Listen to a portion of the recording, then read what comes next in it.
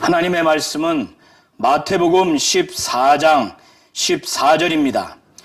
예수께서 나오사 큰 무리를 보시고 불쌍히 여기사 그 중에 있는 병자를 고쳐 주시니라.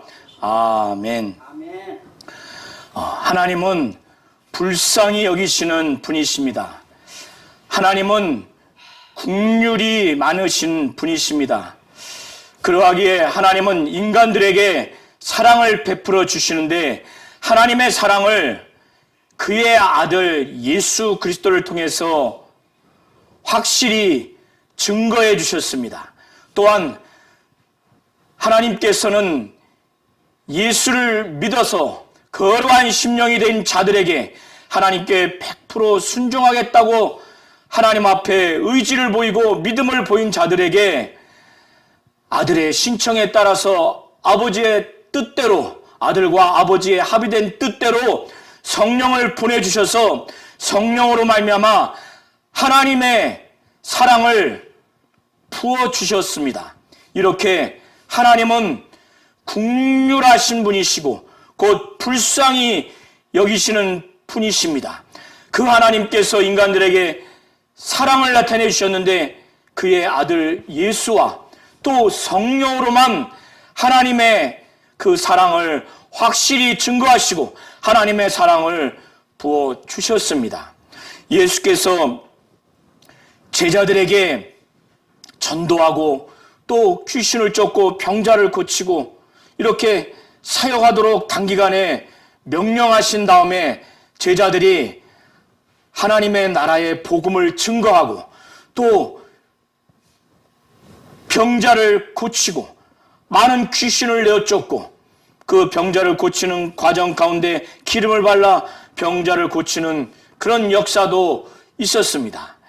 이러한 사역을 제자들이 하는 가운데 예수의 이름이 그 유대 전역에 막 퍼져나간 것으로 보여집니다.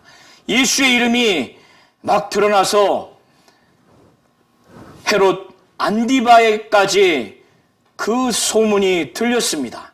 그래서 헤롯 안디바는 이 예수의 이름이 드러나고 이 예수와 예수의 제자들, 특별히 이 제자들이 많은 귀신을 쫓고 많은 병자를 고치는 이 놀라운 역사를 그가 들음으로 인해서 매우 심히 당황했습니다. 그는 예수를 어떻게 생각을 했냐면 주변 사람들도 이는 선지자 엘리야가 나타났다. 또 선지자 중에 하나가 다시 살아서 나타났다. 이렇게 주변에서 말하는 것을 듣고 헤롯 안디바는 자신이 죽인 침례 요한이 다시 살아났다. 그래서 그 예수라고 하는 사람에게 능력이 나타나는 것이다. 이렇게 생각을 했습니다. 그는 아마도 침례 요한을 참수시킨 극도의 그 양심의 가책을 느껴서인지 예수의 이 놀라운 이적과 능력을 보면서 저것은 분명히 자신이 죽인 침례 요한이 다시 살아나서 예수 안에서 그 능력이 역사하는 것이라고 그렇게 생각을 한 것입니다. 헤롯 안디바는 그가 결혼한 아내가 있음에도 불구하고 그의 이복 동생인 그 빌립의 아내인 헤로디아를 보자마자 그 헤로디아와 결혼하고 싶은 그런 육체의 욕정이 생긴 겁니다. 그래서 자기 아내와 이혼을 하고 자기 이복 동생인 헤로디아와 결혼을 했습니다. 그런데 헤로디아는 또 다른 이복 형제의 딸입니다. 그러니까 조카이면서 자기 이복 동생인 빌립의 아내예요.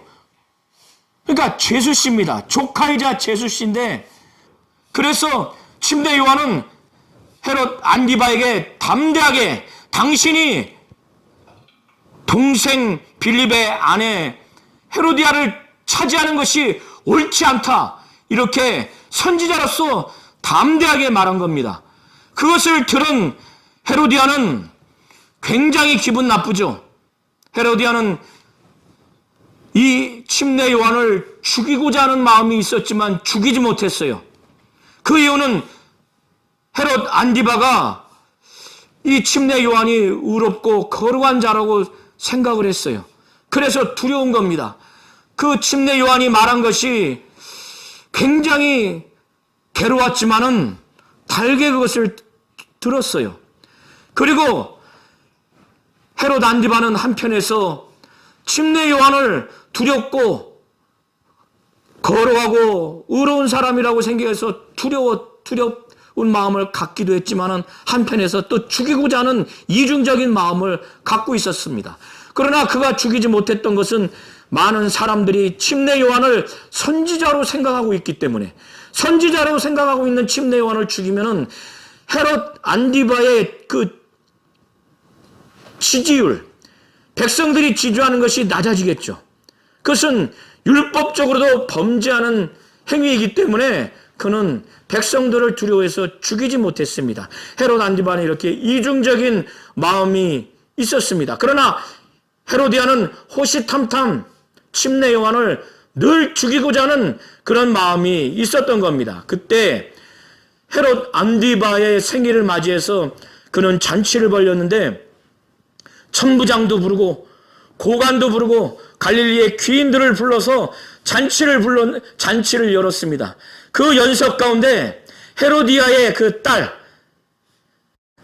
그 빌립 사이에서 난 그 딸인 그 살로메가 자신이 자청에서 들어와서 헤롯 안디바와 여러 그 고관들 앞에서 춤을 춥니다. 아마도 아주 매혹적이고 매력적인 춤을 춘 것 같습니다. 그래서 그것을 바라본 헤롯 안디바가 너무나 만족스러워서 너무나 기뻐서 그 딸인 살로메에게 말하기를 내가 원하는 것을 내가 다 주겠다. 심지어 나라의 절반을 달라고 하면 그 나라의 절반까지 주겠다. 너무나 기쁜 나머지 맹세를 해버리게 된 겁니다. 그때 살로메는 그의 어머니에게 지금 아버지인 헤롯 안디바가 자기에게 여차여차해서 춤을 춰서 기뻐가지고 자기에게 나라 절반까지 준다고 하는데 무엇을 구합니까? 했을 때 그의 어머니 헤로디아가 이 기회를 아주 호시탐탐 노렸습니다. 그 침례 요한의 목을 베서 그 목을 달라고 해라.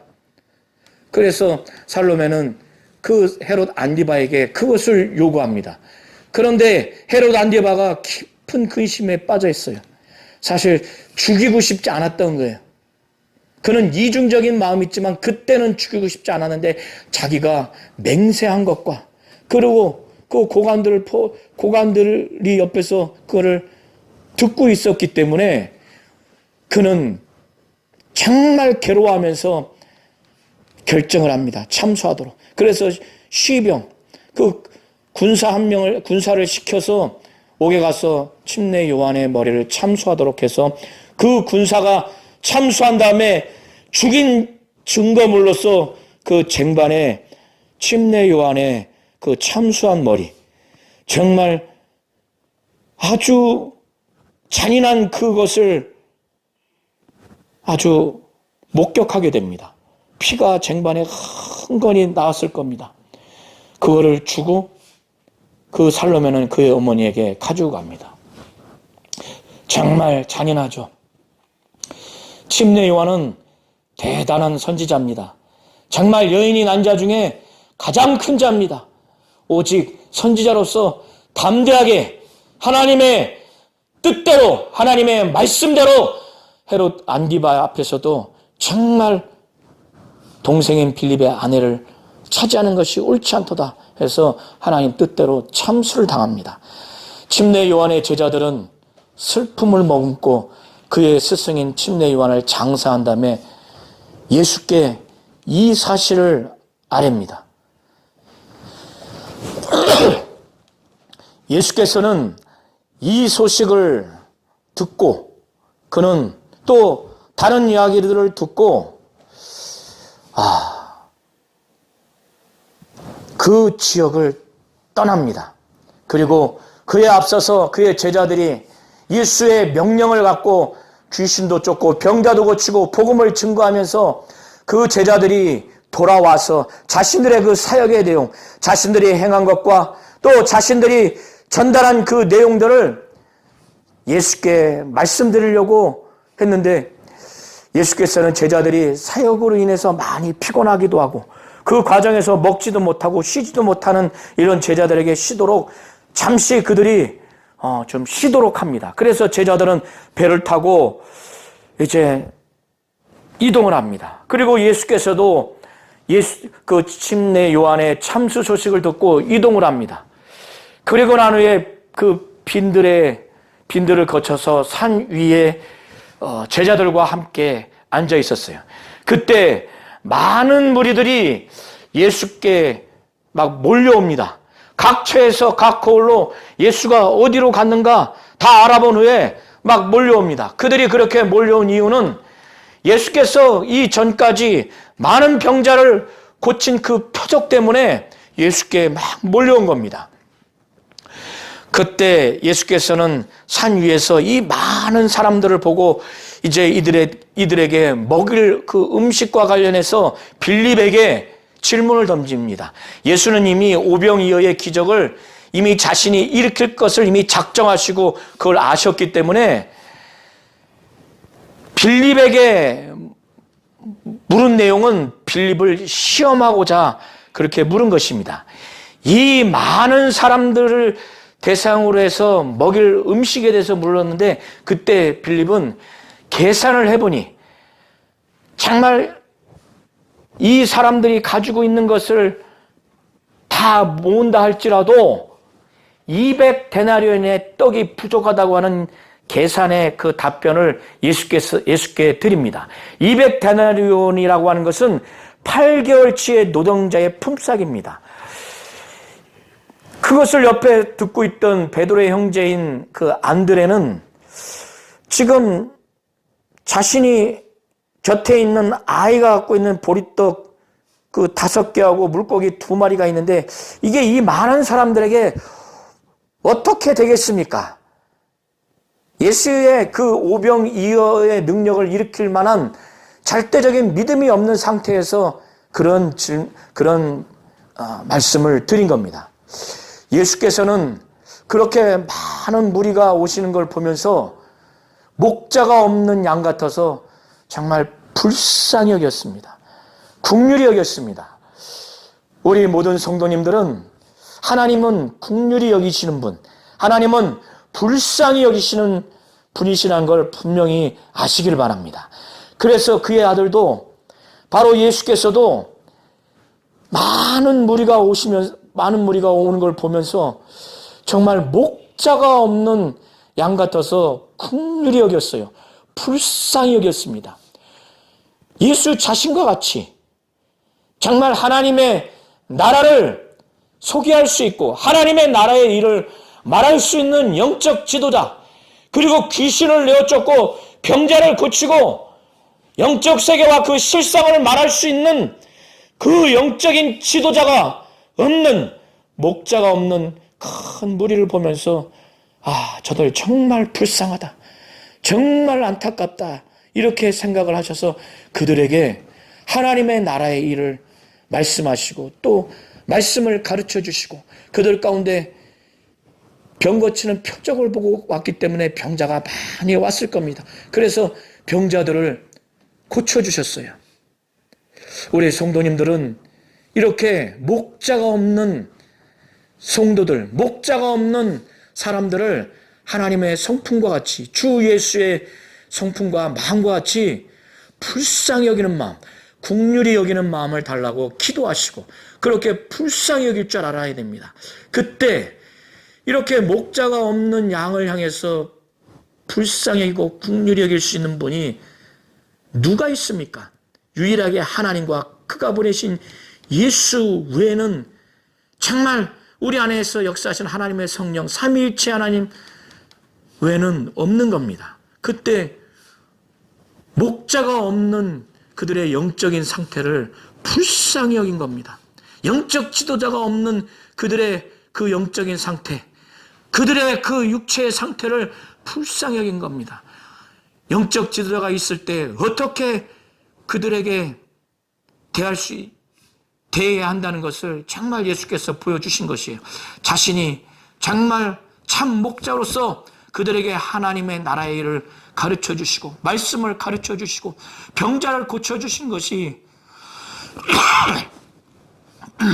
목자가 없는, 영적 지도자가 없는 자들에게 정말 필요한 것들이라는 것을 반증해 주는 겁니다. 우리 성도님들도 이와 같은 심령을 가지고 목자가 없는 영혼들을 향해서 내가 정말 주님을 대리해서 하나님이 보내신 정말 영적 지도자, 참 목자가 돼서 주님의 그 성품과 같이, 주 예수의 성품과 같이 불쌍히 여기고 긍휼히 여겨야 되겠다. 그래서 하나님의 나라의 일을 가르쳐주고 하나님의 나라의 복음을 가르쳐주고 권세 있고 권위 있는 말씀을 증거해주고 병자를 고치는 정말 그러한 사역을 해야 되겠다. 그리고 오병이어의 이적을 나타낸 주님과 같이 그들의 육신에 필요한 배고픔 모든 것도 채워줘야 되겠다고 하는 참 영적 지도자로서, 참 영적 지도자로서의 사역을, 참 영적 지도자로서의 그 심령을 정말 사모하고 그렇게 하시기를 예수의 이름으로 축원합니다. 예수께서는 그렇게 제자들에게 가르쳐 주시고 병 고치시고 하나님의 나라의 일을 가르쳐 주시고 난 후에 이제 해가 뉘엿뉘엿 어둑어둑해졌습니다. 그때 제자들이 예수께 말씀하기를 이제 해도 저물었고 여기는 정말 빈들이니 이 가까운 그 마을, 그 촌에 들어가서 그들이 각자 사 먹을 것을 사 먹도록 하십시오. 그렇게 제자들은 예수께 지금 상황을 대비해서 그들이 이제는 배고프니 해결하도록 그렇게 하라고 했을 때 예수께서는 그들이 그 마을이나 그 촌에 갈 필요가 없다. 갈 필요가 없다. 너희들이 주어라. 예수께서 이렇게 말씀을 하셨는데 그때 제자들은 당연히 그들이 먹일 저희가 아무것도 없죠. 그들에게 넉넉히 먹일 만한 것이 없습니다. 그래서 예수께 이러한 답변을 그들은 한 겁니다. 그때 예수께서는 그 제자들에게 말하기를 그 제자들은 자신들이 갖고 있는 것이 떡 5개와 물고기 2마리뿐이라고 그렇게 했습니다. 그때 그것을 가져오라고, 그리고 난 다음에 제자들을 통해서 명령하기를 100명씩 내지는 50명씩 앉도록 그렇게 해서 예수께서는 이 보리떡 5개와 물고기 2마리를 가지고 하늘을 우러러 하나님 아버지께 축사하셨습니다. 여기서 축사한 것은 하나님 아버지를 향해서 축사한 것이기 때문에 감사와 찬양을 드렸다는 거예요. 그리고 난 후에 그것을 제자를 통해서 막 나눠주고 또 예수께서 직접 나눠주기도 했을 겁니다. 그렇게 나눠줬는데 그들이 원하는 대로 아주 배부를 만큼 그 보리떡과 물고기를 나눠줬어요. 나눠줬어요. 대단하죠. 그리고 그것을 버리지 않도록 하고 제자들에게 거두라고 했어요. 거두고 나니까 12바구니가 됐습니다. 그때 먹었던 인원이 여자와 아이 외에 5,000명이었어요. 여자와 아이 외에. 그러면 여자와 아이를 포함한다면 가정 단위로 왔을 때 만약에 그렇게 가정을 하면 15,000명 이상이라는 거예요. 어마어마하죠. 보리떡 5개와 물고기 2마리로 이런 놀라운 이적을 행한 겁니다. 이 이적을 행한 그 이유는 무엇이냐면 요한복음 6장에 자세히 기록되어 있습니다. 이 일을 듣고 이 표적을 행한 것을 듣고 요한복음에는 많은 사람들이 이제 예수가 이런 오병이어의 이적을 일으키니까 정말 그 신명기에 기록된 그 선지자다라고 그들은 그렇게 생각을 했습니다. 그래서 예수를 억지로 자기들의 임금, 왕 삼으려고 막 그렇게 했어요. 그러니까 예수께서 자신뿐만 아니라 제자들을 그 무리 곁에 떠나려고, 그들은 정치적 군사적인 메시아로 예수를 인식을 했었겠지만 예수는 자신이 정치적 메시아, 군사적인 메시아로서 온 것이 아니에요.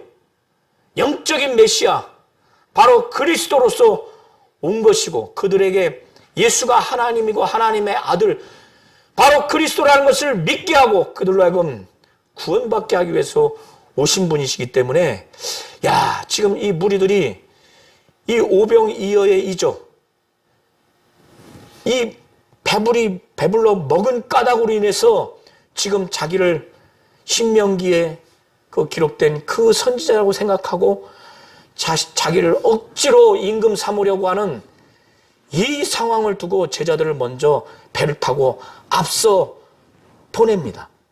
그리고 난 후에 예수께서도 먼저 보내고 무리들을 흩어보내고 그는 기도하러 산 위로 올라갑니다. 이런 과정에서 예수께서는 이제 저녁에 이 제자들이 배를 타고 그 갈릴리 바다를 힘에 겨워서 노를 져서 그 건너편으로 가려고 하는데 이게 큰 광풍이 불었어요. 그러니까 이 노젓기가 굉장히 어려워요. 보통 1시간이면은 건너갈 수 있는 거리를 밤 사경이 되도록 계속 노를 젓고 있어요. 로마식의 시간 계산법은 저녁 오후 6시부터 새벽 6시까지 4등분합니다. 그래서 1경은 6시부터 9시고, 그래서 4경은 새벽 3시부터 6시입니다. 예수께서는 밤새도록 기도하신 다음에 제자들이 괴로이 노젓는 것을 그 해변가에서 보시고 난 후에 물 위로 걷습니다. 그때 제자들은 시간도 밤이죠. 자기들은 기진맥진해서 지금 노를 젓고 있고 바다는 거친 풍랑으로 인해서 정말 두렵고 공포의 그 장소죠. 그래서 힘은 빠져 있죠. 파도는 엄청 치죠. 광풍은 불죠. 자기들의 목숨도 지금 위태로울 겁니다.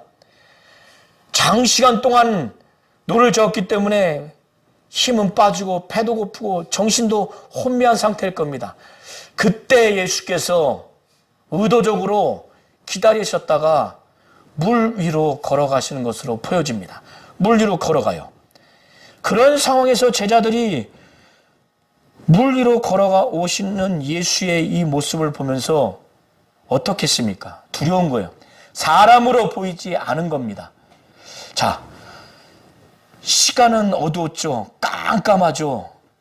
그들은 괴로이 노졌고 힘다도록 노졌기 때문에 힘은 빠졌죠. 정신도 혼미했을 겁니다.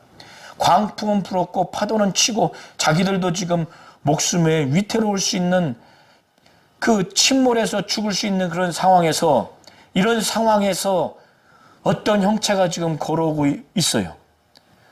인간적으로는 당연히 무섭습니다. 이건 사람이 아니다. 여러 명이 노를 저어도 갈 수 없는 이런 상황에서 지금 사람의 형체로 보이니, 그러니까 막 기겁 놀랬습니다. 막 소리 지르는 겁니다. 자기들끼리 유령이다.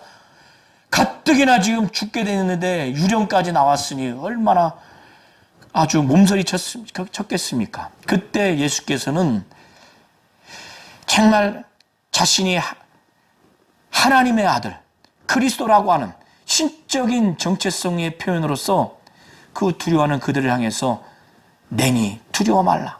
이것은 헬라어 원어로 하나님 자신에 대해서 신적 정체성을 표현할 때 하는 그 표현입니다.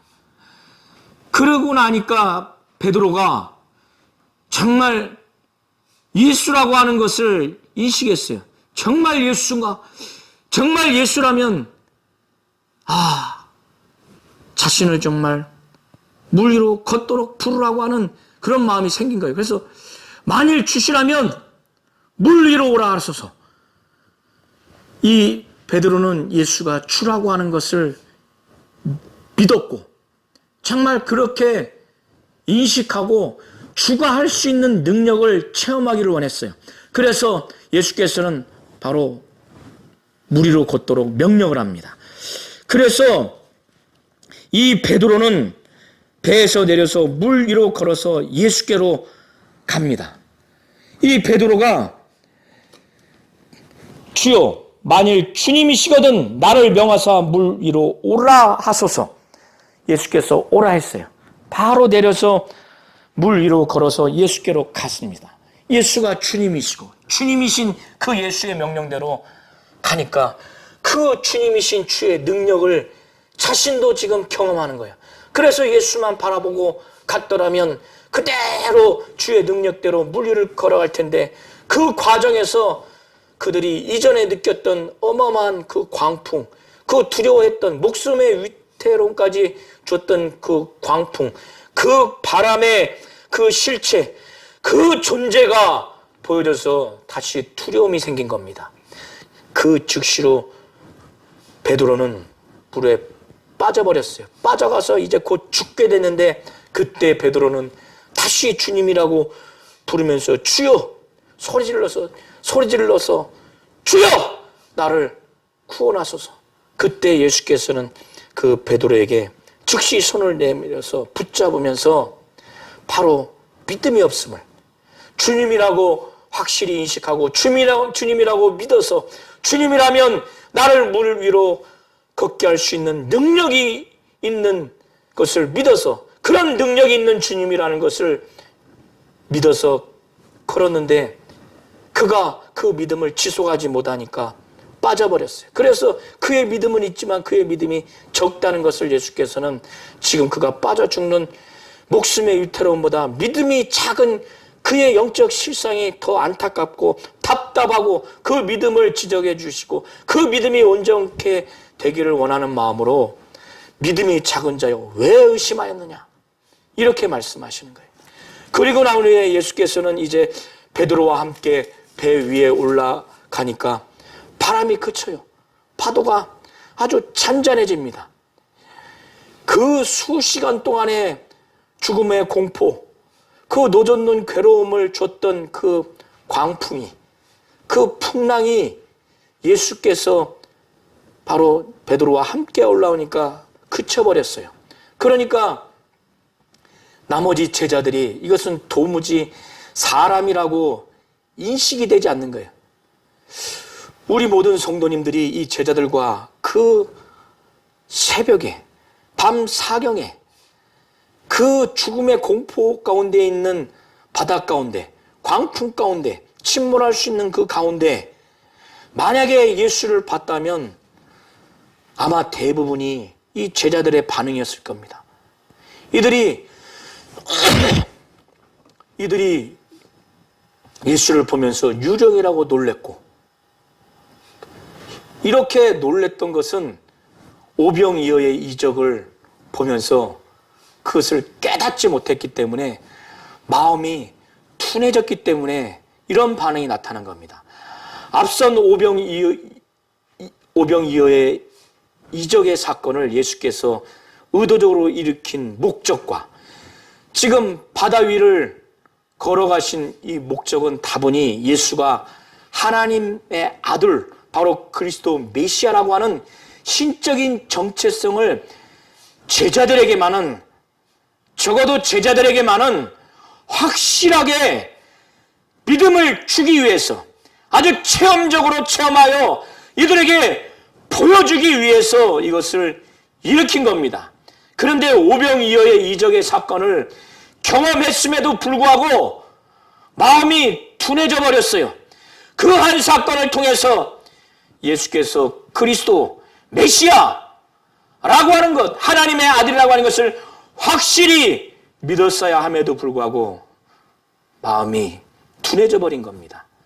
그런데 제자들이 물에서 올라와서 파도가 잔잔해지는 그 순간 이제 제자들도 완전히 심령이 달라졌어요. 적어도 이 순간만큼은 예수의 의도대로 그 앞에 절하면서 정말 하나님의 아들로서의 그 위엄, 그 놀라운 이적을 봄으로 인해서 경배한 겁니다.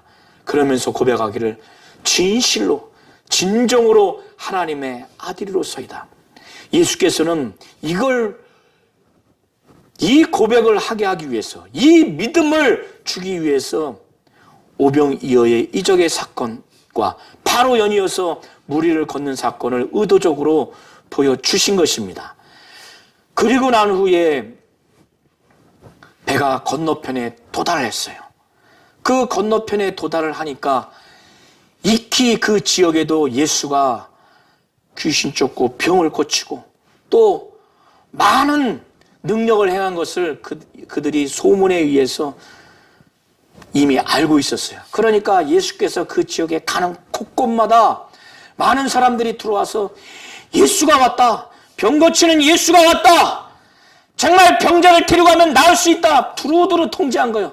그래서 병자가 있는 자들을 다 데리고 와서 그 앞에 침상을 놓였습니다. 그래서 할 수만 있으면 예수의 옷자락 가상에도 그 옷 가장자리에도 대기를 바랬어요. 왜? 그렇게 해서라도 병을 낫기를 바랬고 그렇게 하기만 해도 나을 거라는 믿음을 갖고 그래서 실제로 예수의 옷가에라도 손을 대는 자는 다 나음을 얻었습니다. 이 과정에서 오병이어의 이적을 경험한 큰 무리들이 이 정황을 보니까 예수과 제자들이 그 건너편으로 건넌 것을 보고 와라락 몰려갔어요.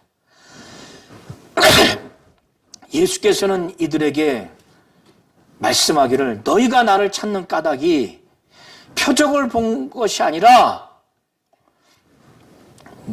먹고 배부른 까닭이다. 이 말씀을 하시면서 오병이어의 이적을 통해서 먹고 정말 살아가는 이 음식을 위해서 살아가지 말고 이런 과정에서 예수께서는 그들에게 이 오병이어의 이적의 사건의 그 목적, 그 의미에 대해서 6장 전반을 통해서 증거하시기를 그것은 바로 자신이 하나님이 이 세상에 보낸 생명을 주기 위한 바로 영생을 주기 위한 하늘에서 내려온 생명의 떡이라는 것을 가르쳐 주시기 위해서 오병이어의 이적을 나타낸 겁니다. 그들이 요한복음 6장 30절 이하를 통해서 그들이 말하기를 그들이 묻되 그러면 우리가 보고 당신을 믿도록 하는 표적이 무엇이니까 하시는 일이 무엇이니까 기록된 바 하늘에서 그들에게 떡을 주어 먹게 하였다 함과 같이 우리 조상들은 광야에서 만나를 먹었나이다. 이렇게 모세를 통해서 광야에서 만나를 먹었는데 당신을 믿도록 하는 표적이 뭡니까? 이렇게 물었을 때 예수께서는 내가 진실로 진실로 너에게 이르노니 모세가 너에게 하늘로부터 떡을 준 것이 아니다. 내 아버지께서 너에게 하늘로부터 참 떡을 주시나니 하나님의 떡은 하늘에서 내려 세상에 생명을 주는 것이라. 아멘. 그들이 이르되 주여 이 떡을 항상 우리에게 주소서. 예수께서 이르시되 나는 생명의 떡이니 내게 오는 자는 결코 줄이지 아니할 것이요 아니할 터이요 나를 믿는 자는 영원히 목마르지 아니하리라. 이렇게 말씀을 하시면서 오병이어의 이적을 행한 것은 이것을 통해서 자신이 메시아요 그리스도로서 바로 하나님이 죄 많은 세상 죄인인 인간에게 영생 생명을 주기 위한 하나님의 참 생명인 하나님이 주시는 그 하나님의 떡 바로 예수가 하나님의 떡이라는 거예요. 바로 생명의 떡이라는 거예요. 이걸 가르쳐 주시기 위해서 오병이어의 사건을 일으킨 겁니다. 그래서 예수께서는 오병이어의 이적과 무리를 걷는 이 이적을 통해서 많은 사람들과 또 제자들에게 자신이 메시아 그리스도라고 하는 신적인 정체성을 보여주기 위해서 의도적으로 이렇게 한 겁니다. 무리를 걷지 않고 제자들과 배를 같이 탈 수도 있었음에도 불구하고 그렇게 하지 않은 이유가, 또 마을로 보내서 그들이 각자 음식을 해결하게 할 수 있었음에도 불구하고 오병이어의 이적을 일으킨 이유가 바로 이것입니다. 이런 예수께서는 하나님의 그 긍휼과 하나님의 그 불쌍하신 마음을 가지고 그 긍휼함과 그 불쌍한 마음으로 목자가 없는 이 큰 무리를 정말로 긍휼히 여기고 불쌍히 여겨서 그들에게 하나님의 나라의 일을 가르쳐 주시고 말씀을 증거하시고 병자를 고쳐주시고 또 육체의 배고픔도 해결해 주시고 제자들이 그 밤 사경에 침몰해서 죽을 수 있는 그런 상황에서 또 베드로가 물에 빠져 죽어가는 상황에서 그들도 살려내 주시고 그들을 보호해 주시는, 영적으로 사망에서 생명을 주시고 육체의 질병과 그 배고픔과 죽음의 위험에서 고쳐주시고 배부름을 주시고 또 생명을 건져주시는 정말 참 목자로서 이것을 가르쳐 주신 것입니다. 그리고 건너편에 갔을 때 많은 자들의 병자도 메시아 그리스도로서 고쳐주셨고 그것을 제자들 앞에 확실히 보여주는 사건이 오늘 기록되어 있는 겁니다. 하나님은 긍휼이 많으신 분이십니다. 불쌍히 여기시는 분이십니다. 그의 아들 예수는 아버지의 사랑을 확실히 증거하는 자로서 이 땅에서 사역을 하셨고 또 그의 영인 성령은 하나님의 사랑을 믿는 자들 가운데 임하게 하셔서 하나님의 사랑이 확실히 부음받도록 그렇게 하셨습니다. 그의 아들 예수와 성령으로만이 하나님의 사랑을 확실히 증명받을 수 있고 하나님의 사랑을 부음받을 수 있다는 것을 성경은 증거하고 있습니다. 그의 아들 예수는 참 목자로서 아버지의 그 긍휼함과 불쌍함을 갖고 목자가 없는 양들을 향해서 그들이 목자가 없기 때문에, 영적 지도자가 없기 때문에 하나님의 나라의 일을 말할 수 없는, 또 들을 수 없는 그런 상황에 있는 그들, 귀신을 내어 쫓김을 받고 병을 고침을 받고 그래서 병이 치유될 수 없는 그들의 그 상황, 그리고 육신의 죽음과 육신의 배고픔과 육신의 모든 것들을 해결받을 수 없는 그런 상황, 이런 목자가 없는 그들의 상황을 불쌍히 여기고 긍휼한 마음이 들었던 겁니다. 그들에게 그래서 하나님의 나라의 일을 가르쳐 주시고 말씀을 증거해 주시고 또 병을 고쳐 주시고 배고픔을 해결해 주시고 죽음 가운데서 그 갈릴리 바다 그 죽음 가운데서 위험한 가운데서 그들을 보호해 주시고 살려 주셨습니다. 이것이 참된 목자의 심정이고 참된 목자가 없는 양들을 향해서 긍휼하고 불쌍한 마음을 가지고 한 사역입니다. 이걸 잘 하셔서 하나님은 긍휼히 여기시는 분, 불쌍히 여기시는 분, 그의 아들과 예수를 통해서만이 하나님의 사랑을 확실히 증명하고 하나님의 사랑을 부어주셨다는 것과 그의 아들이 긍휼히 여기시고 불쌍히 여겨서 참 목자로서 이와 같은 사역을 하게 하시는 긍휼과 불쌍히 여기시는 우리 하나님을 분명히 잘 아시기를 예수의 이름으로 축원합니다.